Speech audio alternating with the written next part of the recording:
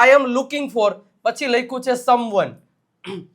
હવે જો પેલા તેનું ગુજરાતી શું થાય કે હું કોઈકને શોધી રહ્યો છું, અથવા તો કોઈક વસ્તુ તમે શોધી રહ્યા હોય. અરે હું મારી ગાડીની ચાવી યાર ગોતી રહ્યો છું, હું મારી બુક ગોતી રહ્યો છું, અરે હું મારા પપ્પાને ગોતી રહ્યો છું, કે મળતા નથી. અચ્છા, આવા વાક્ય બનાવવા માટે આ સ્ટ્રક્ચરનો ઉપયોગ કરવાનો.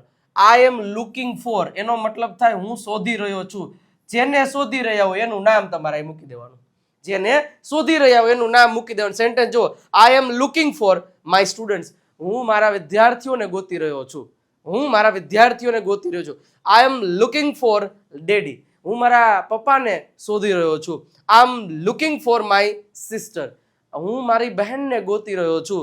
આઈ એમ લુકિંગ ફોર હિમ, હું એને જ ગોતી રહ્યો છું. તમે જે નામ દીધું એને જ હું ગોતી રહ્યો છું.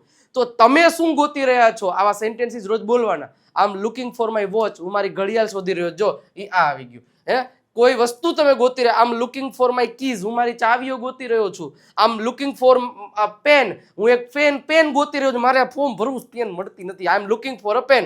I am looking for my mobile, હું મારો મોબાઈલ ગોતી રહ્યો છું. I am looking for a battery, હું બેટરી ગોતી રહ્યો છું. સરસ મજાની રીતે આ રીતે પ્રેક્ટિસ કરવાની છે. હવે એક સેન્ટેન્સ હું તમને આપું છું, એનો આન્સર તમારે કમેન્ટ બોક્સમાં આપતું રહેવાનું છે કે ભાઈ હું મારી કાર શોધી રહ્યો છું. આનો તમારે આ જ પ્રમાણે આન્સર કમેન્ટ સેક્શનમાં આપવાનો. આપી દો, વિડીયોને લાઈક કરી દો.